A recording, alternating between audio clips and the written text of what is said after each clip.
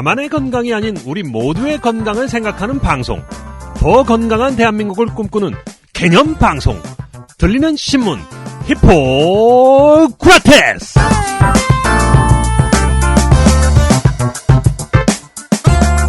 날씨가 많이 춥습니다. 안녕하세요. 청년의사신문 편집주간 박쌤 박재현입니다. 안녕하세요. 법무법인 세승 대표 변호사 김변 김선욱입니다. 지난 74회 꽃보다 군인 특집 방송에 반응이 아주 좋았습니다. 군의관이 들었으면 하는 군의관 이야기라는 제목으로 나갔는데요. 재밌다고 하는 분들이 많더라고요. 예, 그만큼 최근 군대 관련 사건 사고들이 끊이지 않아서 걱정들이 많았었겠죠. 뭐 방탄복 총알에 뚫린다면서요. 그러게요. 예, 오늘 나온 뉴스죠. 예, 그 총알이 뚫린 방탄복을 입었을 때는 어떻게 치료를 해야 되는지 뭐 이런 것도 있나요? 그 내용에? 일단 네, 군 의료 체계를 다시 한번 다뤄달라는 분도 계셨죠. 네, 예. 그런 방탄복을 구입하기로 결정한 사람들을 일단 정신 상태를 좀 치료를 해야겠죠. 네. 예. 그러게요. 그 지난 방송은 나는 의사다와 함께한 콜라보 방송이었던 만큼 네. 군 의료 체계의 문제점에 대해서는 맛보기로 살짝만 언급을 했었는데요.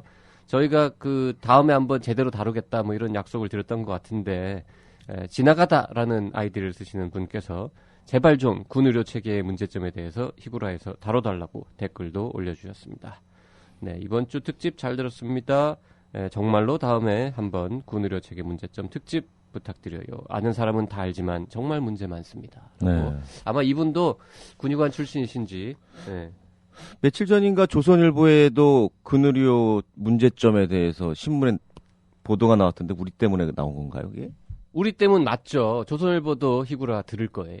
아, 단정 지을 수 있어요, 그렇게? 들을걸? 네. 들으면 좋을 텐데. 하여간 뭐 조만간에 군 의료 체계 문제점을 조목조목 짚어보는 시간을 갖도록 하겠습니다. 네, 오늘도 다양한 소식들 준비했습니다. 광고 듣고 와서 히포크라테스 2014년 10월 24일 방송 시작합니다. 사는 사람, 파는 사람, 훔치는 사람.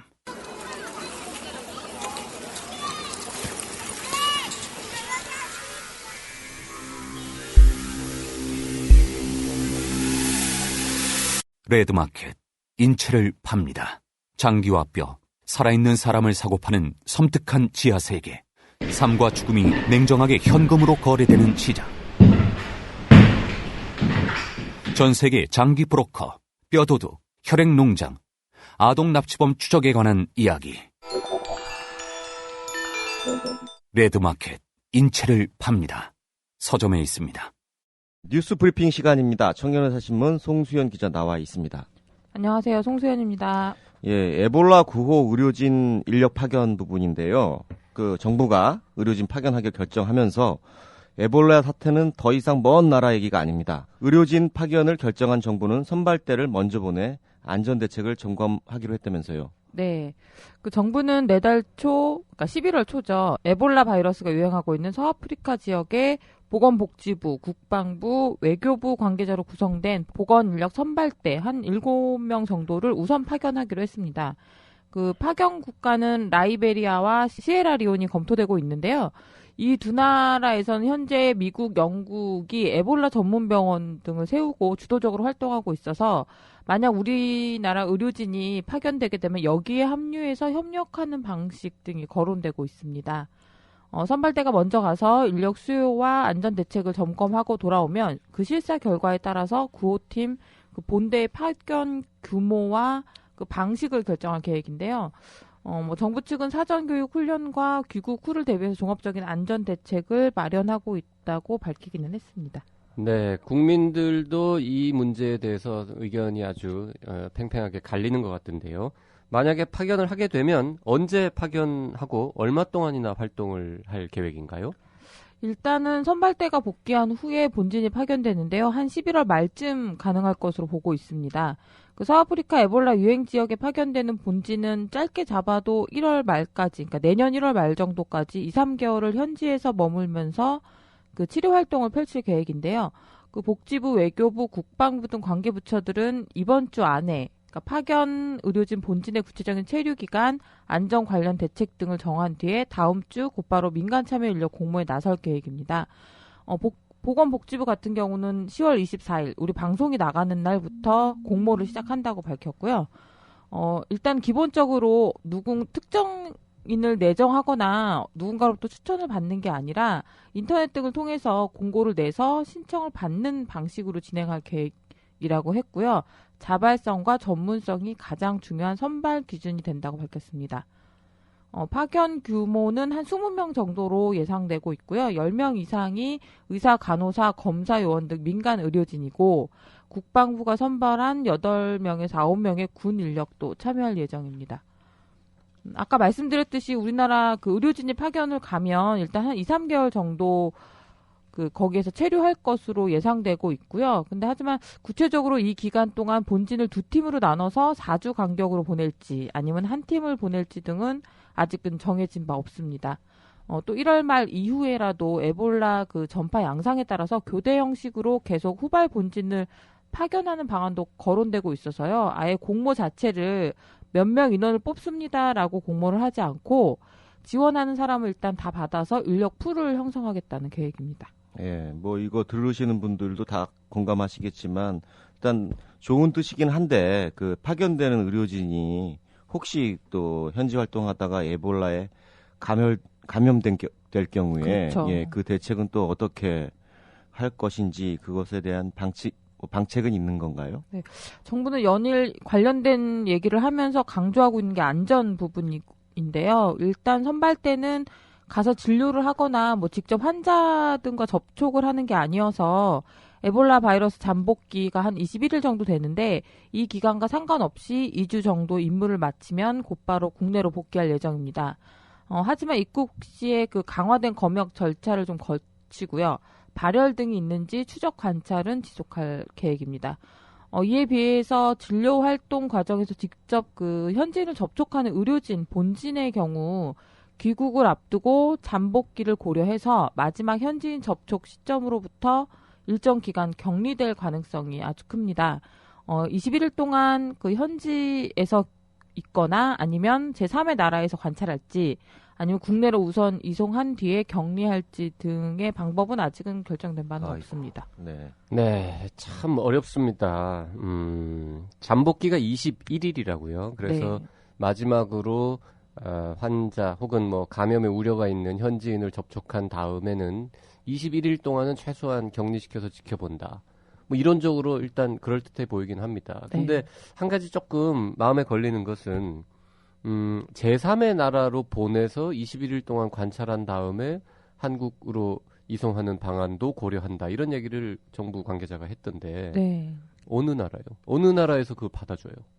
그런 얘기도 좀 분분하긴 한데 나오는 얘기 중에 하나는 미국이랑 우리나라가 MOU를 맺어서 감염자가 만약에 발생하면 미국 CDC 쪽에 가서 이제 완치를 한 다음에 보내주는 방식으로 MOU를 그건 감염자잖아요. 네, 그런 얘기도 있긴 합니다. 감염의 우려가 있는 증상이 없는 사람을 21일 동안 격리한다. 그 사람들을 다 미국에 보냈다가 21일 동안 지켜본 다음에 한국으로 보낸다. 이런 방안이 가능할까요? 미국에서는 괜찮다고 할지. 미국도 별로 안 좋아할 것 같은데. 그렇죠. 그 부분 때문에 의료진들이 가장 반발하고 있는 부분이 좋은 뜻으로 갔는데 돌아오지도 못하고 이렇게 그냥 오도 가도 못한 소모품처럼 쓰이는 거 아니냐라는 그런 반발을 가져갑니다. 감염이 돼서 실제로 막 발병하는 일이 생기면 물론 더 큰 일이고 그 경우에는 어디서 어떻게 치료를 할 건지 이것도 큰 문제입니다만은 활동하고 감염의 우려 가능성이 조금 있는 사람들을 또 어떻게 할 건지 이것도 해결이 쉽지 않은 문제 같아요. 제3국으로 보내는 방안은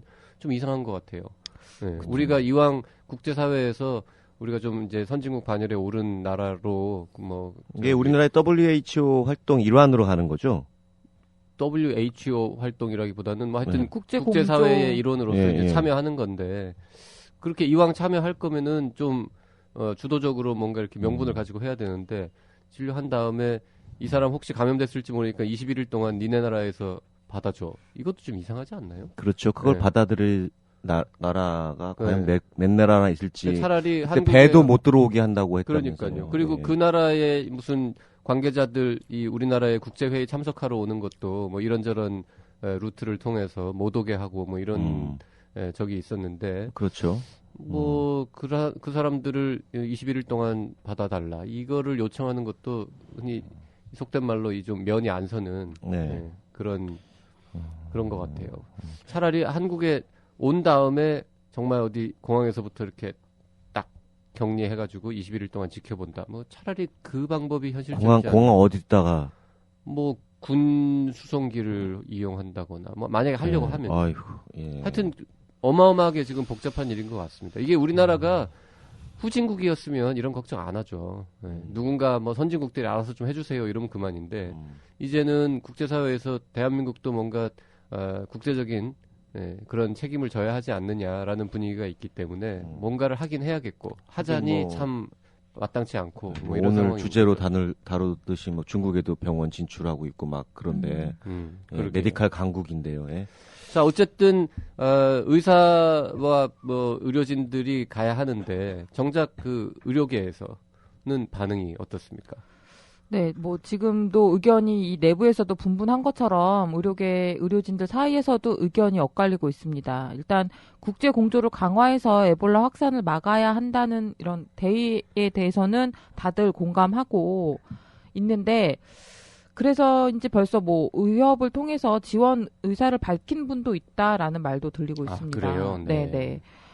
하지만 대부분이 의료진을 파견하기에 앞서서 충분히 사전 교육을 실시하고 감염 방지 방안 등 안전 대책을 마련해야 한다고 얘기를 하고 있는데요.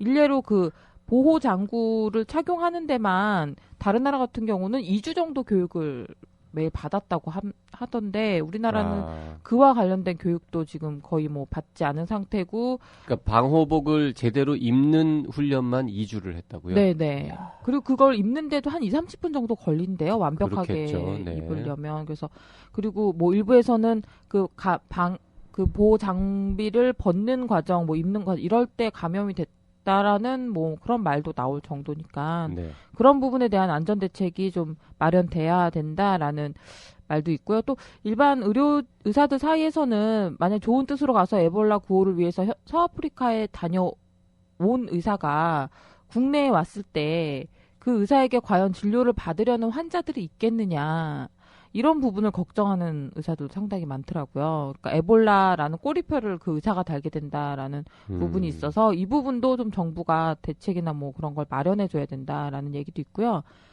대한의사협회와 대한간호협회는 그 10월 22일, 그러니까 지난 22일에 공동 기자회견을 열고요. 그 에볼라 대응을 위해 의료진을 파견하는 데는 반대하지 않지만 사전 사후 조치를 철저히 해야 한다 이런 입장을 밝혔고요. 그 전국의사총연합이라고 의사단체가 있는데 이곳은 아무런 대책 없이 의료진을 파견하는 건 문제가 있다. 만약에 지원자가 없을 경우에 의료진 파견 그 계획 자체를 철회해야 된다. 이런 입장을 밝히기도 했습니다. 그러니까 자원하는 사람이 있으면 모를까 없으면 강제로 그렇죠. 누군가를 뭐 군의관이나 이런 사람들을 뽑아서 보내는 거는 반대한다. 이렇게 말씀한 네. 거군요. 이미 뭐 그 본진 규모에 봤을 때 군의관 쪽에서도 8, 9명 정도가 내정돼 있으니까요. 8, 9명이 다 군의관은 아니고요. 아, 예. 네, 뭐 군의관도 포함해서 군 인력이 8, 9명 정도인 거죠. 자, 근데 만약에 자원자가 있어서 뭐 가잖아요. 그러면 무슨 위험 수당이나 이런 거를 좀 주나요? 어차피 원래 뭔가 어떤 뭐 직장에 병원에 소속돼 있거나 뭐 아니면 개업하고 있거나 이런 분이라서 뭐 2, 3개월 이렇게 길게 갔다 오면 그 뭐 대가를 지불을 해야 될 거 아닙니까? 네, 그 부분에 대해서도 논의는 진행이 되고 있는 걸로 알고 있습니다. 그러니까 대한의사협회와 대한병원협회, 뭐 감염학회, 대한간호협회 등이 그 복지부와 만나서 전문가 회의 같은 간담회를 열기는 했는데요. 그 자리에서 이런 구체적인 뭐 얼마의 보상을 해주겠다 뭐 이런 구체적인 얘기까지는 나오진 않았지만 보상을 해줘야 되는 거 아니냐는 공감대는 있었다고 합니다. 그리고 근데 이게 단순히 복지부 차원에서 해결할 수 있는 문제가 아니라 뭐 외교부도 걸려 있고 해서요. 지금 당장 뭐 어느 정도다라고 말할 수 있는 단계는 아닌 것 같습니다. 우리 저 다른 취재 기자한테 들어보니까 외교부에서 이런 경우에 기준이 있긴 있다고 합니다. 뭐 IT에 우리 대지진 났을 때 구호 인력 보냈을 때 뭐 그런 이제 수당을 지급하는 그런 건 있는데 IT 지진 지역에 가는 거하고 에볼라 발생 지역에 가는 건 또 느낌이 다르잖아요. 위험 수당 같은 게 좀 많이 있어요. 그런 게 더 있어야 될 것 같은데 뭐 그런 규정은 아마 아직 없겠죠. 그래서 그런 부분까지 좀 세밀하게 만들어야 할 것 같은데. 네. 참 가지 말라고 하기도 어렵고 가라고 하기도 어렵고 그런 상황이네요. 네. 하여간 지원하신 분들의 용기에 대해서 대단히 그러게요. 훌륭하다 생각을 하고 하실 분들도 그렇고 그것만큼이나 정부도 사전적 사후적 대책을 좀 견고하게 마련했으면 좋겠습니다. 네, 에볼라에 대해서 아무래도 많은 분들께서 궁금해하실 것 같아서요. 저희가 이 특집 방송을 아예 네. 준비를 지금 하고 있습니다. 우리끼리 얘기하는 것보다는 전문가를 모시고 진짜 자세한 얘기를 좀 들어보려고 합니다. 히구라 정규 방송이 지금 매주 금요일에 나가고 있는데요. 다음 주 금요일까지 기다리려니까 좀 너무 늦은 것 같아가지고요. 이번에는 다음 주 월요일, 그러니까 10월 27일 날 저희가 특집 방송을 보내드리도록 하겠습니다. 김변은 아마 일정 때문에 거기에는 참여를 못할 것 같고요. 예. 저 양광모 국장이랑 저하고 이렇게 네. 진행을 해보도록 하겠습니다. 기대해 주십시오. 자, 다음 소식 알아보겠습니다. 국내 대형 병원의 세계 진출이 점차 확대되고 있습니다. 서울대 병원이 국내 최초로 아랍에미레이트 UAE의 왕립병원을 위탁 운영하게 된 것에 이어서 세브란스 병원도 중국에 진출을 앞두고 있다고요. 세브란스 병원이 지난 17일 중국 신화진 그룹과 청도 건강시티 프로젝트 지구내 종합병원 건축에 대해서 합의 각서를 체결했는데 MOU랑 다른 합의 각서. 네, MOA죠 이거는. 네. 합의 각서를 체결하고 중국 청도에 세브란스 브랜드로 1000병상 규모의 종합병원을 설립하기로 했습니다. 그러니까 내년 3월에는 이싱 세브란스 건강검진센터 개원도 앞두고 있습니다. 신화진 그룹과 협약에 따라서 세브란스 병원은 이번 합의 각서를 통해 브랜드와 의료기술, 경영과 IT 노하우 등을 제공하게 됐고요. 중국 의료진 교육과 함께 세브란스 의료 전문가 파견 지원, 건축 설계 자문도 제공하기로 했습니다. 신화진 그룹은 종합병원 설립을 위한 자본과 인프라를 제공하고요. 의료시설과 장비 조달, 정부 인허가 문제를 해결하고 마케팅, 광고 등을 담당하기로 했습니다. 네, 저희가 바로 며칠 전에 한국 의료 수출 협회하고 저희 청년의사가 공동으로 주최를 해서 대한민국 병원 수출 성공 전략 모색을 위한 토론회를 개최하지 않았습니까? 네. 거기에 이 연세의료원의 윤영설 국제처장이 나와서 이번 세브란스 병원 중국 진출의 의의를 좀 설명을 했죠. 네, 무엇보다 이 세브란스라는 우리나라 브랜드일 수도 있잖아요. 이걸 수출하는 걸 가장 좀 강조했습니다. 세브란스 브랜드 네이밍을 하는 것은 세브란스 병원의 해외 진출 전략이라고 얘기를 했고요. 아직 세브란스가 존스홉킨스나 메이오 클리닉에 비해서 브랜드 가치가 떨어지지만 열심히 노력해 나간다면 차츰 달라질 수 있다 이렇게 얘기했습니다. 또 언젠가는 맥도날드와 스타벅스처럼 병원하면 세브란스 이런 이미지를 떠올릴 수 있도록 하겠다 이런 얘기도 했고요. 네. 신화진 그룹 저희는 모르는 회사입니다만은 중국의 민영 기업 500대 기업 중에서 187위의 규모 기업이라고 합니다. 그리고 칭다오에 있는 민간 기업 중에서는 두 번째로 큰 회사라고 하는데 이 정도 규모의 회사면은 이렇게 자본이 부족하거나 뭔가 중간에 이 프로젝트가 날아가거나 이럴 위험은 굉장히 적다고 보는 거죠, 지금 세브란스 그렇죠. 측에서는. 네. 우리나라의 화진 화장품 그룹하고는 무슨 관계가 없나요, 이게? 예? 신화진이라 그래가지고. 화진 생각은 화장품에서 안 해봤는데. 네. 화진 화장품에서 중국에 진출해서 만든 예, 회사인가요? 그거 맞는 것 같은데. 대단한데. 그런 건 아닌가요? 그럴 것 같지는 않고요. 지금 현재 이제 MOA 단계라서 공식 계약이 체결되지 않았음에도 불구하고 세브란스 병원에서 이제 공식적으로 발표를 하고 아예 이렇게 토론회에 나와서 계획까지 발표한 거가 약간 이례적이다 이런 반응도 있었는데요. 세브란스 병원 측에서는 이 신화진 그룹의 CEO 그리고 연세의료원의 CEO 이제 양쪽 최고위층의 의지가 워낙 강하고 그리고 다 밝힐 수는 없지만 하여튼 두 CEO들 사이에 이미 충분히 많은 교감이 오갔기 때문에 네. 조만간 1월 경에는 늦어도 본 계약이 체결되고 곧바로 이렇게 아주 빠른 속도로 진행이 될 것이다. 이렇게 얘기를 하더라고요. 예, 이게 참 세브란스 병원이 아마 잘하겠지만은요, 이 브랜드와 특히 나가는 의료 기술, 그러니까 사실은 그 의료기술 자체가 상당히 고가의 가치인데 그것에 대해서 좀 값어치를 정확하게 받고 우리나라의 국력이 그냥 헐값에 외부에 나가지 않도록 했으면 좋겠습니다. 왜냐하면 이게 영리를 목적으로 하는 회사 같으면 그거 아주 철저히 따져서 할 텐데요. 세브란스 병원 같은 경우에는 그런 것보다는 비영리 기관이기 때문에 굳이 뭐 그걸 그렇게 많이 돈을 번다 해서 뭐 크게 이거 주체로 하시는 분들이 그 인센티브를 받는 것도 아니고 뭐 그러기 때문에 오히려 그런 좀 제값을 받는 것에 대해서 별로 이렇게 관심이 없을 수가 있어요. 어떻게 보면은 다른 나라에서 뭐 카나다나 미국 같이 영리화된 병원들 같은 경우에 보면은 굉장한 가격을 받고 나간다고 하거든요. 예, 그런 네, 좋은 지적이에요. 그 며칠 전에 토론회에서도 그 서울대병원 관계자나 세브란스 병원 관계자나 다 이렇게 우리의 이 높은 수준의 기술, 인력 이런 거에 대해서 충분한 보상을 받기 위해서 노력을 하고 있고 앞으로도 할 것이다 뭐 이런 얘기를 했고요. 그것보다도 그런 걱정들은 하시더라고요. 이 중국 진출하는 일반 민간 기업들도 비슷한 고민을 하는 것처럼 핵심 기술이 이 중국으로 넘어가서 이 세월이 좀 지난 다음에는 우리가 갖고 있는 어떤 기술적인 우위가 없어져 버리는 네. 상황. 그런 거를 좀 그게 걱정인 걱정하더라고요. 거죠. 예. 예. 그래서 뭐 너무 다 가르쳐 주지 말고 한 번에 조금씩 가르쳐 주고 진짜 중요한 거는 약간씩 좀 숨기고 그리고 뭐 농담처럼 어제 다른 어떤 참가자가 얘기했는데 뭔가 좀 더 있는 것 같은 태도를 계속 네. 견제해야 네, 된다. 뭐 이런 저는 얘기도 했어요. 뭐 필드에서 이렇게 중국 사람들 화교들이랑 뭐 말레이시아나 뭐 인도네시아나 이런 데에서 그 협상을 해보면요. 이분들은 진짜 상인이에요. 진짜 상인이고 고수입니다, 고수. 네. 그리고 뭐 한두 해 한 게 아니라 가문 전통으로 해온 수백 년의 네. 노하우를 갖고 있는 사람들이라서 금방 하신 얘기처럼 네. 그냥 아무 생각 없이 그냥 공부만 열심히 하고 논문 네. 많이 쓰면은 승진했던 그 지금 담당하시는 분들이 과연 그 상인 머리들을 이겨낼 수 있을까? 저는 그러게요. 절대 안 된다고 봅니다. 순진하게 전략이 접근해가지고. 예, 그런 생각하고 있는 것조차도 다 알고 있을 거예요. 우리가 예. 제주는 우리가 넘고 곰.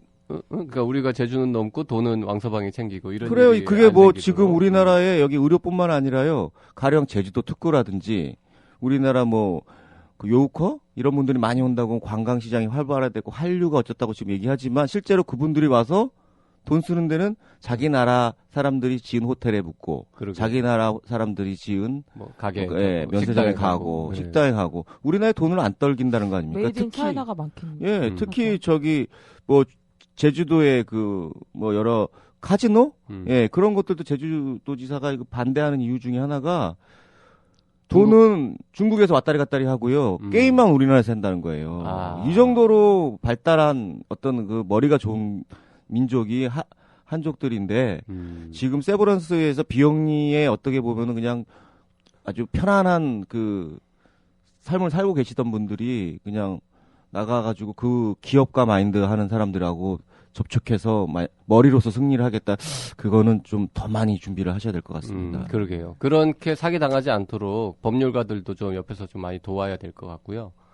어쨌든 그 세브란스도 그렇고 서울대병원도 그렇고 그 세브란스는 뭐 오래전부터 중국에 유난히 좀 관심이 많았던 것 같고 네. 또 서울대병원은 중동에 또 어떤 병원들은 뭐 러시아나 이제 세계 각국으로 진짜 뻗어나가고 있는데 일단 뭐 그렇게 여기저기에서 우리 병원을 찾는다라는 사실이 기쁘긴 한데 이왕이면은 가서 고생만 할 게 아니라 뭐 좀 더 많은 것들을 얻어올 수 있도록 준비를 더 잘 해야 될 것 같습니다. 그러게요. 그러니까 협상 전문가들을 좀 많이 활용을 하실 필요가 있을 것 같습니다. 그리고 저희 뭐 지금 중간에 잠깐 광고 말씀드리면 저희가 11월 6일에도 또 이 병원 수출과 관련된 긴급 토론회를 하나 더 개최합니다. 11월 6일 날 연세 안병원 지하 강당에서 아직까지 구체적인 이제 토론회 제목이 안 정해졌어요. 워낙 저희가 긴급하게 준비를 해가지고. 근데 이제 어제 했던 토론회는 세브란스 병원하고 이 서울대병원이 중동 그리고 중국에 진출하는 과정들에서 뭐 어떤 경험이 있었고 앞으로 어떻게 할 거다 이런 계획만 발표하는 자리였다면 11월 6일 날 예정된 토론회는 조금 더 이 돈, 자본, 투자 그런 부분에 좀 더 집중해서 실제로 이 해외 병원 진출이나 뭐 해외 자본 유치라든지 뭐 우리가 또 투자한다든지 이런 문제에 관심 있는 전문가들은 그 11월 6일 행사에 또 오시면 아주 그러네요. 좋은 정보를 공유할 수 있을 것 같습니다. 지금 직전에 했던 그런 행사들 사실은 이거는 병원을 해외에 진출했다기보다는 컨설팅해서 컨설팅 수수료 받는 일이거든요. 컨설팅보다는 뭐 일도 훨씬 많이 하기는 하죠. 물론 그렇죠. 이제 사람도 그렇지만 가니까. 거기에 그 병원의 지분을 가지고 있거나 그렇진 않죠. 예, 투자를 하거나 그런 건 아니잖아요. 네네. 그러니까 어찌 보면은 직접적인 해외 foreign direct investment가 아니란 말이에요. 그거는 오. 예, 예. 그러니까 돈이 나가야 되는 거니까 그냥 그 옆에서 훈수만 더 주는 거죠. 말하자면은 네. 그걸로는 수익이 이렇게 지속적이거나 오래되지 않습니다. 그러니까 이번 11월 언제요? 6일. 예. 그때는 이제 진짜 FDI 해외 직접 투자 진출해서 거기서 돈을 벌어서 번 돈을 주인 의식을 가지고 가져올 수 있도록 그런 김변 눈이 반짝반짝. 그런 그러게요. 주제가 됐으면 좋겠습니다. FDI, 뭔 전문가 소린가 같아요. 했어요. Foreign Direct Investment. 예, 제가 거기 전문가인 거 모르셨어요? 아, 몰랐어요. 네. 네. 그러니까 뭐 초대도 안 해주시고 그러지. 그러게요. 네. 11월 6일 날 좀 같이 와서 좀 바빠요. 알겠습니다. 다음 뉴스로 넘어가겠습니다. 자, 국민건강보험공단 김종대 이사장의 임기가 11월 14일로 만료가 되네요. 네, 차기 맞습니다. 이사장 인선이 진행되고 있는데 또 말들이 벌써부터 시끄럽네요. 네. 네, 현재 그 차기 이사장으로 거론되고 있는 그러니까 지원을 한 사람들이 그 박병태 전 공단 기획 상임이사, 그리고 성상철 그 전 대한병원협회장, 그리고 최성재 전 청와대 보건복지수석이 거론되고 있습니다. 근데 이들이 지원을 했다는 얘기가 알려지면서 임명된 것도 아닌데 반대하는 목소리가 아주 크게 나오고 있습니다. 3명 다 반대하는 건가요, 지금? 그 중에 유력하게 거론되고 있는 후보가 그 성상철 후보와 최성재 후보인데요. 이 두 명에 대한 비난 여론이 큽니다. 비난 여론이라는 거는 결국에는 공단 노조들의 의견이겠죠. 네, 뭐 네. 공단 노조도 있고요. 뭐 시민 단체도 있는데요. 일단 공단 노조 같은 경우에는 뭐 성상철 전 병협 회장 같은 경우 의료계의 이익을 극대화하기 위해 공단과 수가 협상을 했던 인물이다. 그리고 공단이 의료계의 걸림돌이라고 한 인물이 공적 보험 대표자로 온다는 게 상식에 맞지 않는다. 이러면서 반대하고 있고요.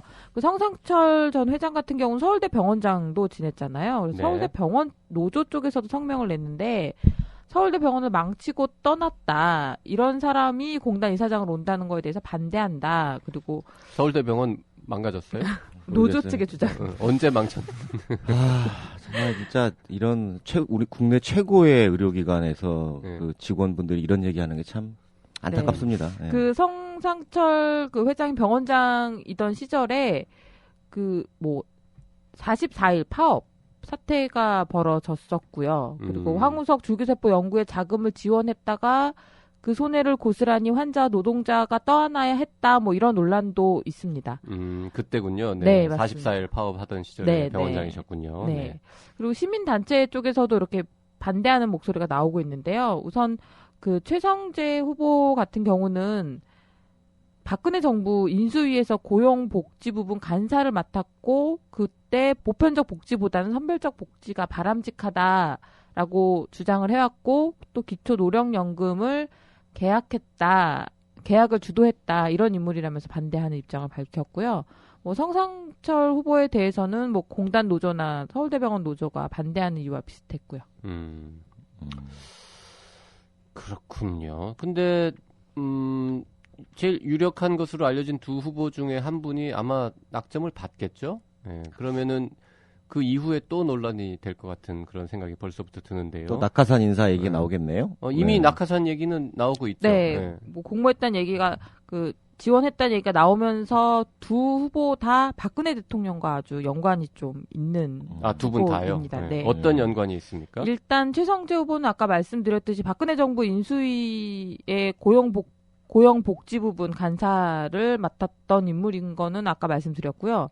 그 성상철 후보 같은 경우에는 김기춘 청와대 비서실장이 박정희 대통령 기념재단 초대 이사장을 지낼 당시에 이사를 지냈고요. 그리고 1979년 10월 26일 박정희 대통령 피격 당시에 첫 대면했던 했던 의사라고 합니다. 성상철 병원장이. 네. 그 당시에 그러면 네. 군의관이셨나 보네요. 네. 그래서 이런 식으로 해서 이제 현 정부와 좀 인연이 있는 걸로 뭐 알려졌습니다. 이런 걸로 낙하산이라고 그러면은 참 낙하산 참 이상한 많겠네요. 아주 그냥. 예. 낙하산 맞지 않아요? 이 정도면은 박정희 대통령 기념재단 기념사업회 거기에 뭐 이사 정도 네. 되면은 네. 일반 시민들이 볼 때는 대통령하고 매우 가깝다 이렇게 느껴지잖아요.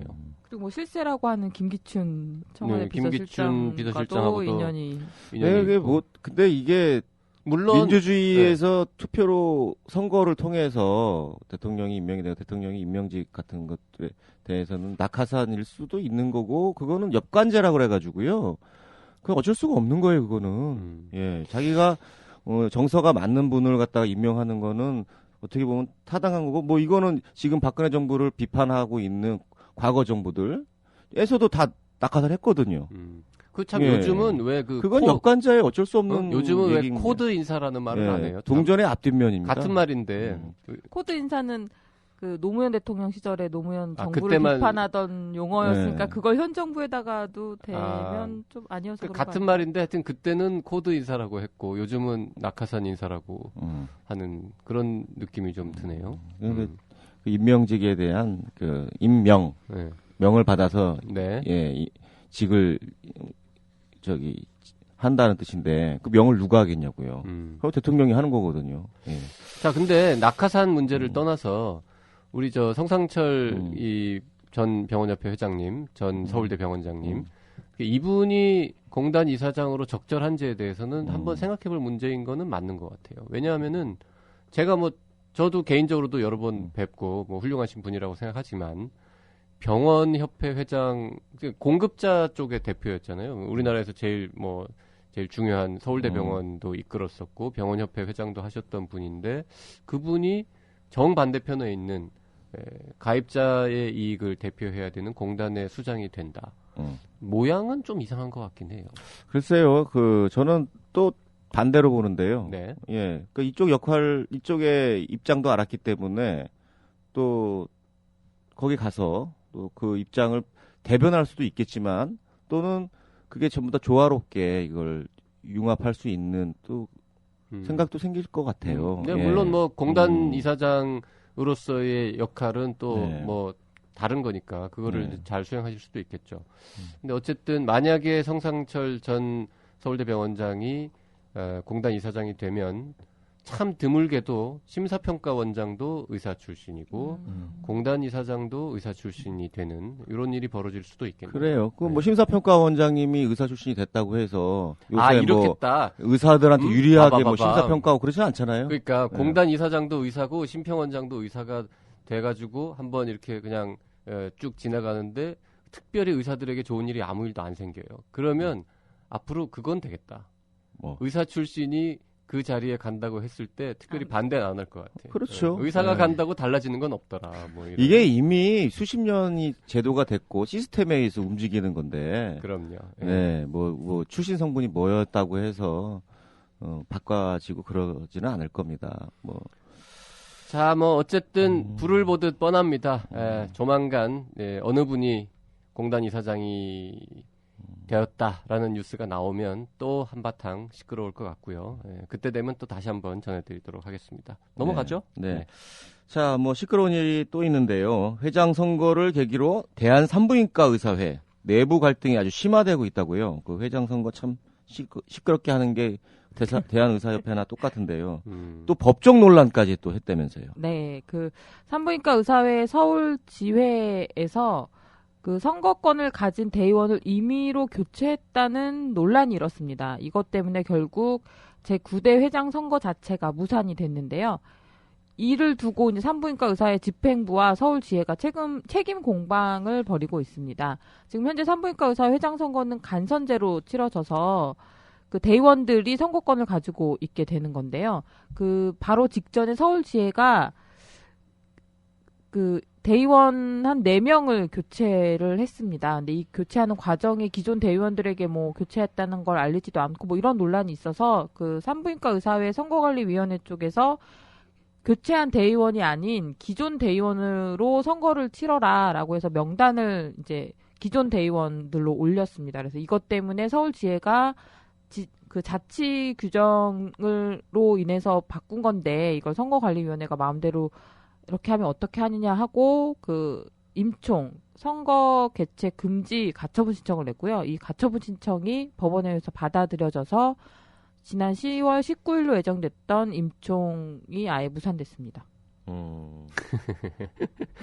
들으시는 분들이 뭔 소리냐 할 것 같은데 어쨌든 그 투표권을 가진 사람 그 대의원을 뽑는 과정에서 명단을 한쪽에서는 일방적으로 교체를 했고 또 다른 쪽에서는 그걸 못 받아들인다라면서 이제 서로 법원에다가 뭐 얘기를 하고 하면서 선거를 못 하게 됐다 이거죠 결론은. 네, 근데 이게 네. 뭐 보면 지금 후보가 3명이 나와 있는데요. 네. 3명의 후보 중에 지금 산부인과 의사회 집행부, 현 집행부가 미는 후보가 있고 서울지회가 미는 후보가 있다. 네. 그래서 그 후보 그것 때문에 좀 더 논란이 심화되고 뭐 그렇겠죠. 있는 대부분의 거. 이런 논란은 이쪽 후보한테 유리한 거냐, 저쪽 후보한테 네. 유리한 거냐, 뭐 그런 선거 거니까. 과열된 선거의 부작용이죠. 네. 그 네. 법원이 뭐라고 했던 거예요?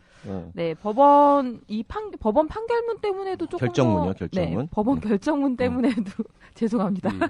잘해야 돼요. 네, 결정문 때문에도 조금 논란이 있는데 그 결정문을 좀 보면요, 채무자 의사회, 그러니까 여기서 말하는 건 산부인과 의사회입니다. 산부인과 의사회 왜 채무자 의사회라고 써요? 그러니까 신청인 또는 피신청인이라고 하기도 하고 채권자 채무자라고 하기도 해요. 그냥 아, 가처분 그냥- 사건에서. 그냥 그러니까 신청인 신청을 피신청이라고 받은 보고 사람, 그러니까 소를 제기 당한 사람을 채무자. 진짜 금전적인 채무가 네, 있는 네. 건 아니고. 네. 그 산부인과 의사회 정관을 보면 대의원을 지원 총회에서 선출하도록 정하고 있지만 그 서울지회가 지난 9월 22일 제출한 그 대의원 명단에 기재된 대의원 및 교체 대의원을 선출하는 과정에서 지회 총회를 거쳤다는 점을 소명할 자료가 없다. 대의원이 적법하게 선출된 것임을 전제로 하는 그 서울지회의 주장은 이유가 없다. 이렇게 지적을 했습니다. 그러면 임시총회를 열어야 되는 거 아니에요? 네, 근데 더 있습니다. 네. 근데 법원은 그 산부인과 의사회 전체 대의원에 문제가 있을 수도 있다고 지적을 했는데요. 만약 10월 19일 임총이 개최되더라도 그 총회는 적법하게 선출된 대의원이 아닌 자들이 모여서 하는 총회에 불과해서 총회에서 어떤 결의를 하더라도 그 결의는 무효일 개연성이 많다고 지적했습니다. 그래서 이 임총 자체를 금지해달라는 가처분 신청이 받아들여진 거죠. 서울지회의 주장 바랬던 거랑은 약간 결정문 좀 다르게 나온 걸 다르게 수도 나왔네. 더 있습니다. 크게 본 거네요. 네네. 예. 그래서 이 결정문을 받아든 산부인과 의사회 쪽에서는 대의원을 따로 또 제대로 선출해야겠네. 그러면. 네, 그래서 아주 뭐 거의 멘붕에 멘붕에 빠졌다라는 빠졌겠네요. 표현을 할 정도로 논란이 되고 있는데요. 조만간 뭐 내부 논의를 거쳐서 대책을 세우겠다라고는 얘기를 하고 있는데 산부인과 의사회 쪽에서는 이 결정문 자체가 산부인과 의사회뿐만 아니라 전체 의료계에 속한 단체들로까지 적용될 수도 있어서 뭐 판도라의 상자를 연 거다 서울지회가 뭐 이런 표현까지 하고 있습니다. 아니 물론 조화되고, 예. 어떤 훌륭한 분이 더 좋은 분이 의사회를 이끌어야 뭐 회원들이 더 좋아진다면 이건 충분히 이해를 하겠는데 그 선거가 이렇게까지 과열될 만한 일인지에 대해서는 약간 의문이 든다는 거죠. 뭐 일단 세 명이 출마를 나왔다는 했으면- 것 자체가 벌써 과열됐다는 얘기고요. 이런 현상은 비단 산부인과 의사뿐만 아니라 아니 뭐 3명이 나올 네. 수는 있죠. 반장 선거 해도 막 3명, 4명 나오는데. 그렇습니다. 뭐 규정대로 하면 되는 거 아닌가 싶은데 어쨌든 지금 뭐 법원에 이렇게 의견을 물어야 할 만큼 상황이 좀 애매하게 꼬인 모양이고 그러면 당분간 지금 그 선거 자체가 진행이 안 될 모양이고 네, 그렇죠. 그러니까 대의원을 새로 음. 뽑아야 모든 지회 대의원을 새로 뽑아야 될 계속 수도 있어요. 저기 늦춰지면은 그냥 현 회장님이 계속 하는 건가요? 네, 규정상 정관상 새로 차기 회장이 뽑히기 전까지는 현직 회장이 그렇죠. 계속 한다고 합니다. 지금 이게 뭔 문제냐면은 사실은 그러니까 지금 박쌤이 얘기한 것처럼 의사 뭐 이게 뭐 이렇게까지 해야 되냐 이렇게 얘기했듯이 그 얘기 숨은 밑바닥에 뭐냐면 관행이라는 게 있다는 거죠. 그냥 관행상 이렇게 하는 건데 그래서 정관이라든지 어떤 그런 그 선거 규정이라든지 이런 데가 있는 데도 있고 없는 데도 있고 그냥 관행으로 과거에 이렇게 해왔기 때문에 그냥 넘어가는 일들이 이 법원에 들어가면서 법원에 들어가면 관행이 법원한테는 이해가 되지 않거든요. 네. 그러니까 법원이 봤을 때는 지금 관행으로 여태까지 대의원들이 뭐 암암리 또는 그냥 대충 이렇게 해왔는데 그 부분도 다 문제가 있다고 법원은 얘기할 수밖에 없습니다. 그런 거군요. 그렇죠. 예. 네. 그래서 지금 법원이 얘기하는 거는 여태까지 내부적으로 자기들끼리 알아서 했던 문제를 객관화시켜가지고 법원으로 끌고 왔으니 그러면 그 끌고 온 것에 대한 이익만 취할 게 아니라 네. 그 공과를 갖다가 따져보자. 오케이. 다 이해했어요. 이들도 그러면 과거를 까서 여태까지 관행으로 절차가 무시됐던 것이 있는지 없는지를 다시 한번 확인해봐라. 이렇게 됐으니 이제 대청소화하게 생긴 거죠 지금. 네. 김변 설명 들으니까 귀에 쏙 상황이 다 죄송합니다. 이해가 되네요. 저 전문가가 아니라서. 그러니까 원래 법원에 들고 갔더니 그거 아니야 법원에서는 처음에 이 들고 간 사람들은 이 대의원 교체 이게 잘 된 거냐 안 된 미시적인 거냐라고 것만 얘기한 거죠. 물어봤더니 법원에서는 야 그게 중요한 게 아니라 니네 지금 이 절차 전체가 다 문제야라고 그렇죠. 지금 얘기한 네. 꼴이 됐군요. 네. 왜냐하면 법원은 논리적으로 써야 되기 때문에 네네. A 다음에 B가 와야 되고 B 다음에 C가 와야 되는데 네. C 다음에 D가 오잖아요. 네. 근데 이제 A하고 B하고 바뀐 거야. B, A, C, D였는데 D 부분이 F로 적혀있으니까 D로 바꿔달라 이렇게 들어간 거예요. 알았어. 예, 그런 이해가 거군요. 됐죠. 네네. 예. 참 그렇게 허술했는데 조직이 예, 법적으로 그때까지- 따져보면은 그러니까 뭐 허술하기보다는 그냥 관행, 예. 또 의리, 네. 뭐 내지는 의리? 학연 지연 뭐 이런 의리? 걸로 네. 예, 해왔었는데 이제는 자꾸 오픈되면서 투명화된다고도 봐야 되고 또 아주 좋은 선례들이 많잖아요. 대한의사협회에서도 선례도 내주시고 네. 그러니까 무조건 소송으로 가자. 참 그 법관들도 바쁘겠어요. 의료계에서도 이렇게 많은 걸 자꾸 법원에다 물어보고. 그러게요. 그 직역협회에서 그렇게 소송 많이 하는 데는 의사협회가 최고일 거예요 아마. 변호사들 네. 먹고 살기 힘들까봐. 그러게요. 의사들이 근데 왜 도와주는 나한테는 것 안 오는 거야? 그러게. 네. 자, 하나 더 전해드릴게요. 세월호 희생자 유가족 관련 소식인데요. 자, 오랜만에 세월호 얘기가 나왔네요. 이 세월호 희생자 유가족에 대한 치료비 뭐 이런 부분에서 이제 각종 지원들이 있었는데 이 지원 날짜가 올해 12월 31일까지로 딱 정해져 있어가지고요. 내년부터는 이 지원을 이제 못 받게 된다는 거죠. 근데 아직까지 아무런 그 대책이 없어서 여차하면은 이 희생자 유가족들이 또 다른 이 피해를 볼 우려가 있다. 뭐 이런 뉴스가 있네요. 네, 점점 뭐 에볼라 사태다 뭐 이런 것 때문에 점점 잊혀지고 있는 부분도 있는 것 같습니다. 그러니까 네. 현재는 의료기관과 약국에서 먼저 치료를 받은 후에 정산을 하고 있는데요. 이런 치료비는 지금 국가에서 지원하고 있고요. 근데 국가 재난기간이 아까 말씀하셨듯이 올해 12월 31일까지로 지정돼 있습니다. 문제는 지금부터 한 70일, 75일 이렇게 남았는데 이에 대한 대비책이 논의되고 있는지조차 잘 모르겠다는 겁니다. 그 기간을 조금 연장하면 되는 거 아닌가요? 이건 뭐 큰 액수가 들어가는 것도 아닐 테고. 그렇죠. 그래서 현장에서 지금 전혀 대비책이 없다는 얘기들이 나오고 있는 상황입니다. 뭐 정부도 아예 손을 놓고 있는 상태다라는 얘기도 나오고 있어서요. 문제고요. 또 세월호 희생자 유가족에 대한 심리 지원 방안도 좀 마련이 돼야 된다라는 얘기들도 전문가들은 좀 하고 있습니다. 사실 이 정도 시간이 지났으니까 뭐 일반적인 부상 치료 같은 거는 거의 다 이제 마무리가 되어가는 상황일 테고 남은 게 아마 이제 심리적인 치유 이런 부분이 남았을 텐데 그 부분에 대한 지원이 좀 약하다는 거죠. 네, 맞습니다. 최근에 그 재난과 정신건강 국립 트라우마 센터 설립을 위한 공청회라는 게 열렸었는데요. 여기에 유가족이 직접 참석해서 안산에 국립 트라우마 센터가 설립되고 국가 지원을 받게 되길 좀 바란다 이런 얘기를 하기도 했습니다. 또 의료계 전문가들은 세월호 침몰 사고를 계기로 재난 발생 시 전문가들의 협력이 피해자들에게 도움이 된다는 인식을 조금 더 많은 사람들이 가질 필요가 있다라는 얘기도 했고요. 그 안산 온마음 센터, 그러니까 안산 정신건강 증진센터인데 여기에 김현수 센터장도 그 세월호 참사를 계기로 국립트라우마 센터를 개설해서 전문가들이 희생자들을 케어할 수 있다는 경험을 만드는 게 중요하다. 국립트라우마센터는 안산에 설립하되 국립서울병원 등의 기술 지원단을 만드는 방법을 검토할 수 있다라고 전문가들 사이에서는 이제 필요성에 대해서 얘기가 많이 되고는 있지만 이게 정부 차원에서 논의가 확대되고 지원이 되고 있는지는 잘 모르겠습니다.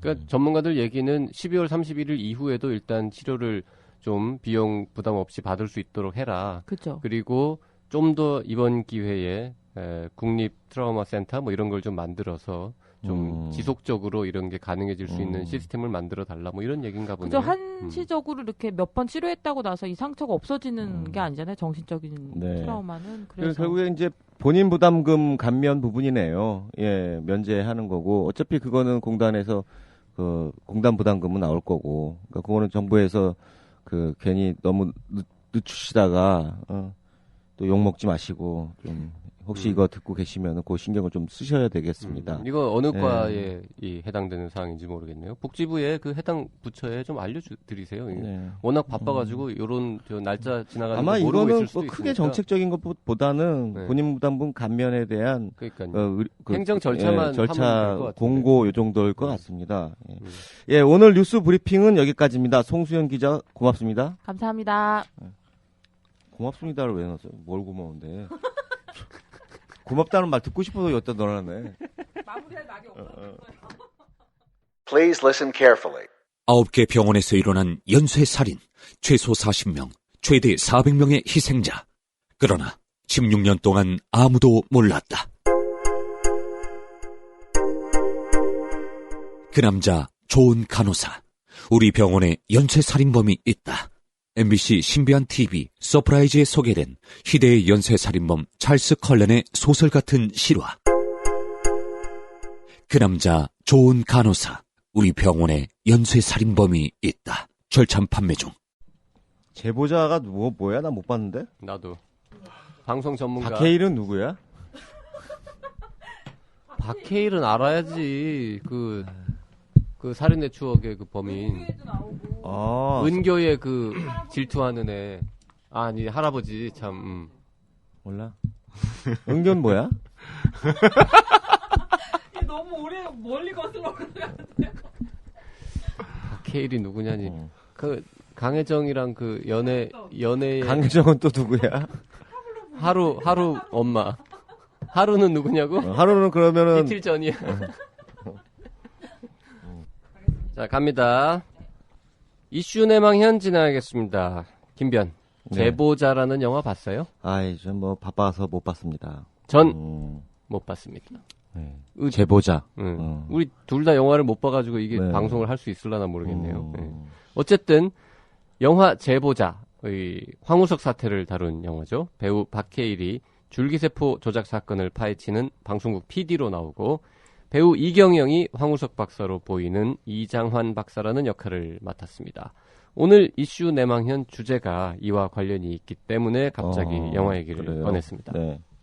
그 황우석 박사나 한학수 PD가 출연하지 않는 걸로 봐서는 당시 논란에 대해 다루는 거는 아닐 텐데고요. 예. 줄기세포와 관련된 거겠군요. 그 우리 네. 기회 되면 진짜 황 박사 한번 모실까요? 전화번호는 내가 아는데 안 바뀌셨으면 저도 알아요. 바뀌었을 것 같아요, 왠지. 저희 사무실에서 가끔 놀러 오셨었는데. 진짜요? 예. 어떻게? 전현희 의원하고도 친하고 그래서. 예. 전 밥도 한번 먹었습니다. 옛날에. 그 아주 유명해지시기 전에 누가 소개시켜줘가지고요. 지금 녹음되고 있나 이거? 그럼요. 그럼 잘라주세요. 황우석 박사랑 이거까지. 황우석 박사랑 밥 먹었다는 게 자랑이에요, 근데? 왜 자랑 타임이에요, 그게? 어쨌든. 네. 자, 줄기세포랑 관련된 그 뉴스인데요. 최근 그 줄기세포 치료제 3상 임상시험을 면제하는 방안이 추진되고 있다. 이런 이야기가 돌았습니다. 그래서 논란이 됐어요. 예, 관련 뉴스를 본 것 같은데요. 그 새정치민주연합 안철수 의원이 국정감사를 통해 지적했던 것 같은데요. 네. 네. 식품의약품안전처가 줄기세포 치료제 관련 연구 용역 사업을 진행하면서 3상 임상시험 조건부 허가라는 문구를 넣은 게 논란의 시작입니다. 이게 3상 임상시험을 그러면 안 해도 된다는 뜻 아니냐라는 이제 해석을 안철수 의원이 해서 문제 제기를 했던 건데요. 자세한 이야기는 이 문제를 취재했던 청년의사의 박기택 기자와 함께 알아보도록 하겠습니다. 박 기자, 오래간만입니다. 네, 안녕하세요.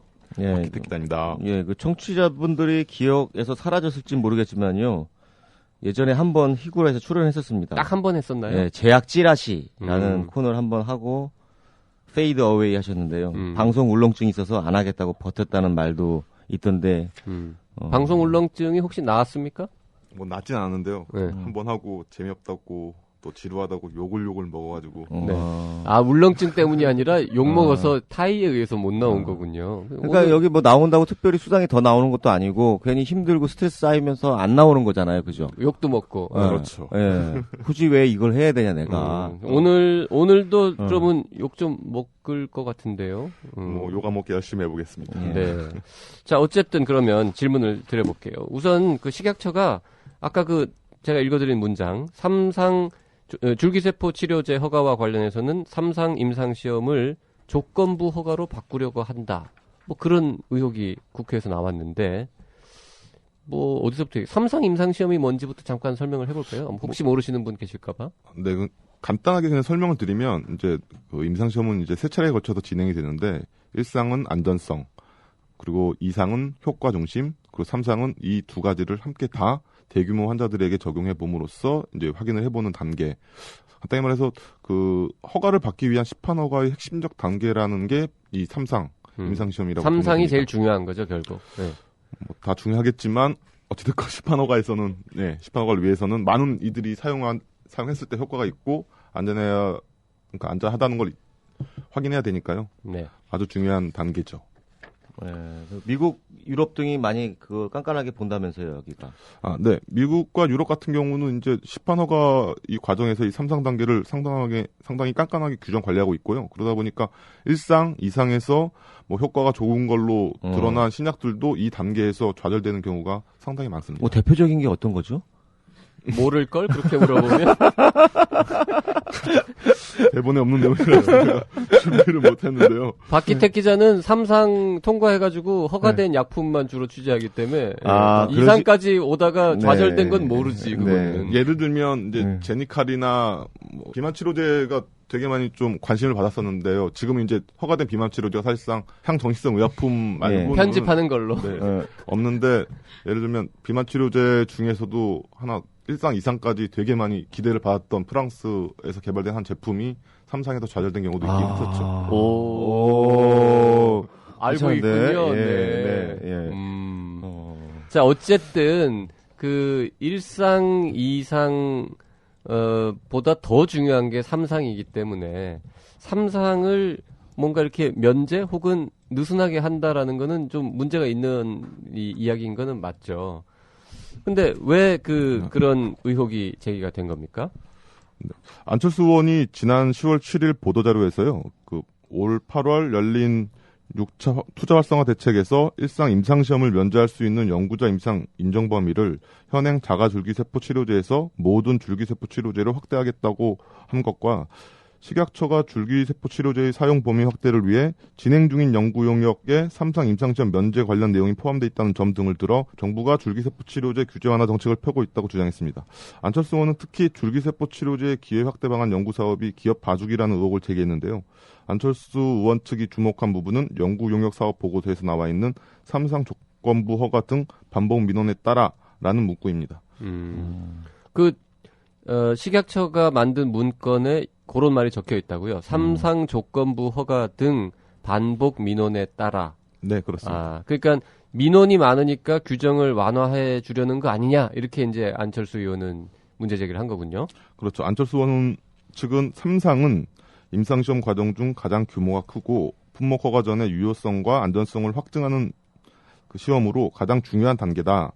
기업 입장에선 가장 많은 비용이 드는 과정이기 때문에 3상을 간소화시키고자 하는 요구가 지속돼 왔다. 이렇게 말하면서 지난 7월 9일 또 식약처가 의약품 그 제조업체 CEO 간담회를 개최했는데요. 여기서 이제 모 회사 대표가 줄기세포 치료제 조건부 3상 승인 제도를 건의했고 또 그 일주일 뒤인 7월 16일에 식약처가 이 연구 사업을 기획하고 또 같은 달 24일 연구자 선정을 완료했다.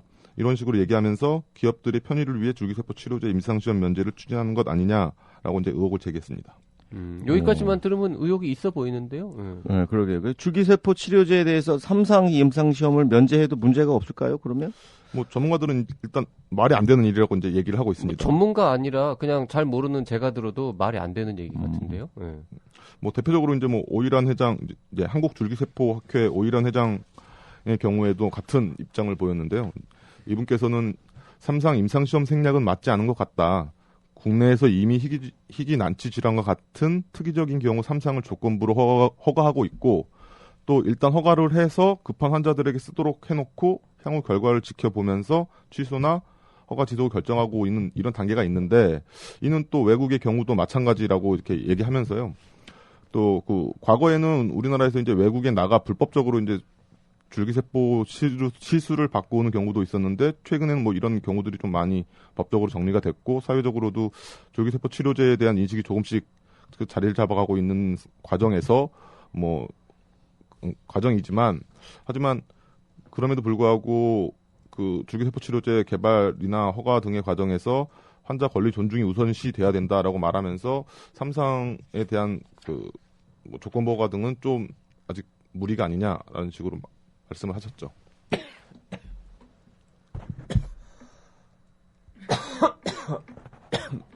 에볼라는 아닐 거야. 아, 그러니까 애벌레 수준인 것 같. 에볼라가 아니라. 자, 그런데 식약처 보고서에 나온 3상 조건부 허가라는 것 자체가 잘못된 거라면서요. 네, 저희가 이제 안철수 의원 측을 통해서 이제 문제 연구 용역 사업 관련 계획 보고서하고 내부 결제 문건 등을 이제 확인해 봤는데요. 거기에는 정확히 희귀 난치 질환 치료용 줄기세포 치료제 3상 조건부 허가 요구 등 반복 민원과 관련하여라고 쓰여 있었습니다. 하지만 현재 희귀 의약품 같은 경우는 그 이상만으로도 허가가 이루어지고 있거든요. 뭐 난치성 암이나 희귀 질환 같은 경우는 워낙 환자 수가 작고 또 시급한 경우를 요하는 경우가 있기 때문에 또 치료제도 없고요. 그렇기 때문에 이런 어떤 제한적인 경우에는 뭐 이상만으로도 허가를 해주고 있는 단계죠. 그러겠네요. 이게 뭐 3상은 좀 광범위하게 많이 해야 되는데, 그렇죠. 원래 환자 자체가 적은 그런 그 질환에 대한 치료제 같은 경우에는 그렇게 할 수도 없고 물리적으로, 그래서 조건부 허가가 그건 가능하겠는데요. 예, 그렇습니다. 그 뭐 희귀약품뿐만 아니라 천연물 신약이나 일부 항암제 등은 이제 허가시 3상 임상 시험이 이제 면제되고 있는데요. 실제로 그 코아스템이라는 회사의 줄기세포 치료제 뉴로타나 알주의 경우 지난 7월에 이상 임상 시험 결과만을 가지고 뉴로나타인데 이름은? 뉴로나타, 그렇죠. 뉴로나타가 이제 이름이죠. 그러니까 이 제제 같은 경우는 이상 시험만으로도 이제 루게릭병 치료제를 허가를 받았습니다. 아시다시피 루게릭병은 희귀 난치성 질환이죠. 네. 아니 그러면 이게 뭐 잘 이해가 안 가요. 식약처가 자신들이 만든 규정을 잘 몰랐던 거예요. 그냥 이미 희귀 의약품 같은 경우에는 3상이 면제되고 있는데 굳이 3상 조건부 허가라는 문구를 넣었을 이유가 없는 상황인 것 같고, 안철수 의원 주장은 그러면 줄기세포 치료는 무조건 3상을 면제하는 거다라고 이제 주장했는데, 안 의원 주장이 맞는 거예요? 그러면 어떻게 되는 겁니까? 이거에 대해서 이제 식약처 측에 저희가 이제 확인을 해봤는데요. 식약처 측은 오해로 빚어진 해프닝이라는 입장입니다. 그 담당 부서 과장인 이제 이승훈 바이오의약품 정책과장은 줄기세포 치료제의 치료 기회 확대 방안 연구는 희귀 난치 질환자들의 치료 접근 확대를 위한 방안을 마련하기 위한 것이다. 이와 더불어서 연구 용역 사업은 3상 임상시험 조건부 허가를 위한 것이 아니다라고 이렇게 잘라 말했습니다. 그는 이미 희귀 질환 치료제의 경우에는 이상으로도 허가가 이루어지고 있고, 여기서 더 나아가 난치 질환들까지 포함돼야 하는지, 또 외국에선 이거에 대해서 어떻게 하고 있는지 등을 파악하기 위한 연구라고 이제 해명을 했는데요. 다만 이제 내부 문건 등의 3상 조건부 허가라는 문구를 포함한 이유에 대해서는 허가 전 임상시험 단계에서 환자들에게 치료 기회를 확대할 수 없는지, 비용 등으로 어려움을 겪고 있는 3상 임상시험을 보다 활성화할 수 있는 방안은 없는지, 또 국내외 상황은 어떤지 포괄적으로 살펴보자는 의미였다라고 이제 설명을 했습니다. 예. 그럼 최소한의 필수 요건이 그 임상 시험을 면제하고 허가하는 건 어렵다는 기존 입장에서 변함이 없는 건가요? 네, 그렇습니다. 그 과거에도 이제 줄기세포 치료제 임상 시험 면제를 골자로 한 법안들이 이제 발의가 된 적이 있는데요. 그 식약처 측은 뭐 이런 법안들도 어렵사리 막았는데 이제 3, 4년 지났다고 우리가 입장을 달리 하겠냐 이런 그 우리의 기본 논리는 똑같다. 임상시험 면제는 말이 안 된다라고 이제 단호하게 얘기했습니다. 뭐 약간 아주 약간 의심은 들어요. 네. 혹시라도 식약처에서 줄기세포 관련 뭐 산업 이런 게 뭐 한국이 좀 앞서가게 하기 위해서라든지 뭐 하여튼 뭐 로비를 받았든지 어떤 이유에서든지 간에 조금 쉽게 시장에 진입하도록 도와주고 싶은 마음이 좀 들었던 것은 아닌가 이런 의심이 약간은 듭니다. 그냥 개인적으로. 그렇죠. 왜냐하면 줄기세포와 관련돼서 뭐 신약 개발을 우리나라 코스닥 회사 뭐 이런 데도 많잖아요. 네. 지금 많이 열을 내고 대박을 있는데 꿈꾸는 회사들이 많이 있죠. 그만큼 로비가 치열할 수도 있는 상황이잖아요. 그러니까요. 그러니까 그런 오해들이 생길 수가 있겠죠. 네. 하지만 식약처가 정색을 하고 해명한 거 안 된다. 3상 임상시험 면제는 말이 안 된다라고 하는 건 100% 옳은 결정인 것 같고요. 네. 왜냐하면 국내 회사들이 정말 대박을 노리고 뭔가를 해서 3상 임상시험을 제대로 안 하고 허가를 받는다 치더라도 해외 시장에 못 나갑니다. 3상 임상시험을 제대로 안 하고 되면은.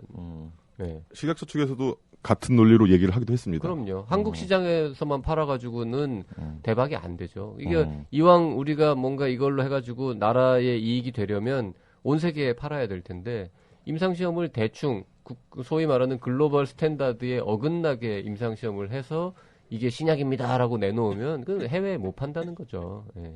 이왕 할 거면 오래 걸리더라도 임상시험은 뭐 딴 거 필요 없어요. 글로벌 스탠다드에 맞춰서 해야 됩니다. 그래야 해외 시장에 팔 수 있거든요. 네. 요새 우리 박쌤이 다국적 제약회사들 많이 다니더니 저런 얘기하는 거 아니에요? 이런 멘트 넣으면 아주 희한해지겠지. 다국적 제약회사 못 넘어갔어요. 네, 하여간 뭐 지당하신 말씀이십니다. 네. 근데 진짜로 다국적 제약사에서는 되게 예의주시하고 있습니다. 그쪽에서는 희귀질환 치료제가 편집이라니까 그거는 지금. 때문에 살리는 걸로. 박쌤 그 다국적 제약회사에 가서 막 강의 많이 하고 그러지 마요. 오해 사니까. 강의 많이 안 해요. 많이 불러주지도 않고. 네. 이럴수록 이 방송을 듣고 계신 다국적 제약회사에서는 많이 부르셔야 됩니다. 네.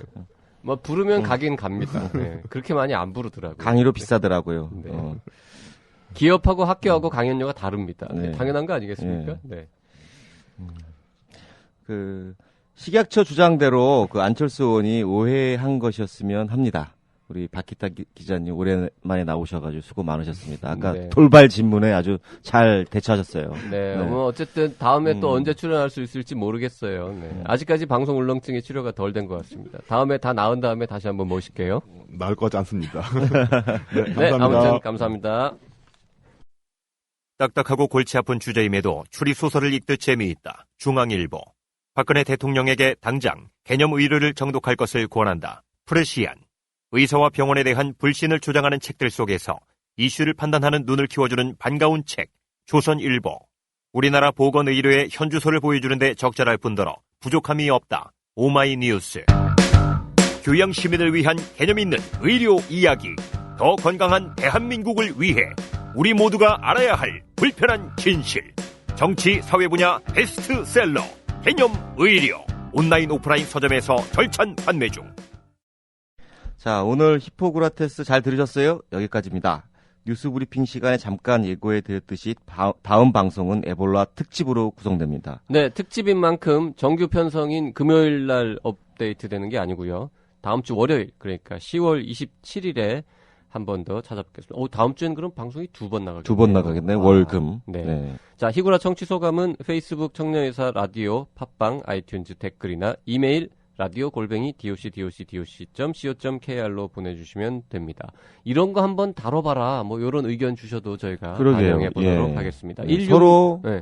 이렇게 액션이 있어야죠. 네, 1666-1895로 문자 보내주시면 송 PD가 답장 드릴 겁니다. 네, 지금까지 PD 송수연, 작가 김은영이었습니다. 들리는 신문 히포크라테스 2014년 10월 24일 방송 여기서 마치겠습니다. 대단히 감사합니다. 감사합니다.